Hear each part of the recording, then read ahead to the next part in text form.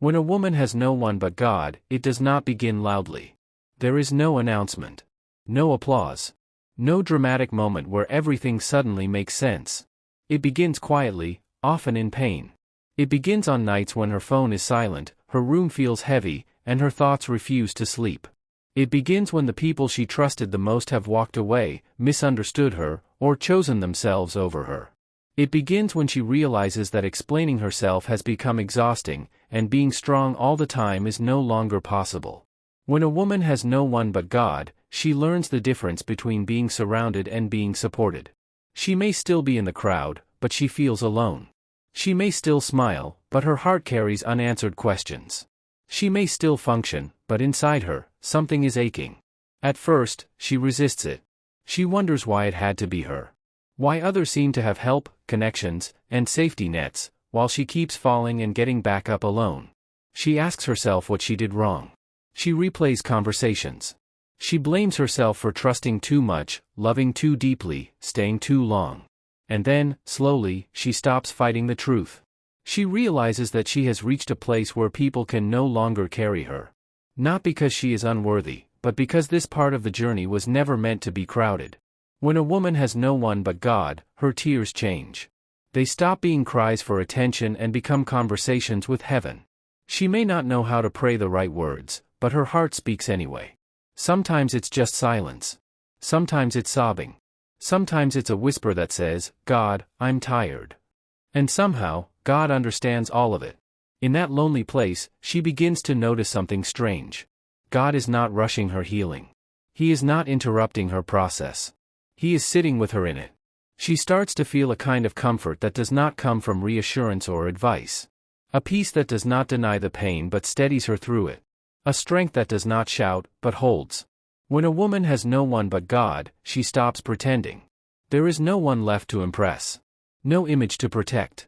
No performance to maintain. She brings her broken pieces honestly, because there is no point hiding from the one who sees everything anyway. She tells God what she would never say out loud. How angry she feels. How disappointed she is. How scared she is of ending up alone. How tired she is of being strong. And in that honesty, something begins to shift. She starts to realize that being alone with God is not the same as being abandoned. That isolation can sometimes be protection. That separation can sometimes be preparation.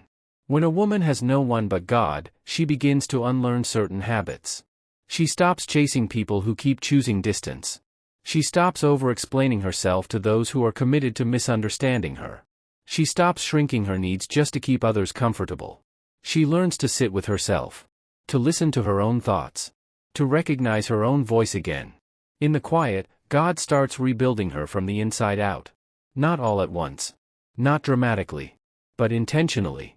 He teaches her patience, first with life, then with herself. He teaches her boundaries, not out of bitterness, but out of wisdom. He teaches her discernment, so she no longer confuses attention with love or noise with presence. When a woman has no one but God, she learns that silence is not emptiness. It is space. Space for clarity. Space for healing. Space for direction. She begins to see patterns she ignored before. Red flags she once explained away. Moments where she gave more than she received. Times she abandoned herself to keep others. And instead of drowning in regret, she learns. She forgives herself. She understands that her softness was never the problem, misplaced trust was. That her love was never foolish, it was simply given to the wrong hands. God does not harden her heart. He steadies it. When a woman has no one but God, her confidence changes. It is no longer loud or defensive. It is quiet and rooted. She no longer needs constant reassurance. She no longer panics when people pull away. She no longer measures her worth by how needed she feels. She knows who she is even when no one is watching. She starts showing up differently. Speaking less, but meaning more. Choosing peace over proving a point. Walking away without drama when something no longer aligns. And people notice. Some admire her growth. Some feel uncomfortable around it. Some misunderstand her silence as pride.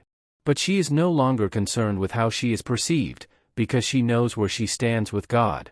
When a woman has no one but God, she becomes dangerous in the best way. Not loud. Not aggressive. But unshakable. Life still challenges her. Pain still comes. Disappointment still knocks. But she no longer falls apart the way she used to. She knows where to run. She knows who holds her when she breaks. She knows that even when she does not understand what God is doing, He has never left her. There are days she still feels lonely. Days she wishes someone would show up the way she shows up for others. Days she wonders if things will ever change. And on those days, God reminds her, sometimes gently, sometimes firmly, that this season is not punishment. It is alignment. When a woman has no one but God, she is being repositioned. Removed from distractions. Detached from dependencies. Prepared for things she cannot yet see. She may not have support from people, but she has direction from God. She may not have answers, but she has covering. She may not have everything she wants, but she has everything she needs to become who she is meant to be. And slowly, things begin to shift. Not always externally, but internally.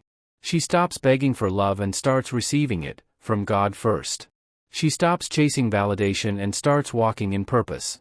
She stops fearing loneliness and starts valuing solitude. Because solitude taught her what noise never could. When a woman has no one but God, she is not forgotten. She is being refined. She is being strengthened. She is being led.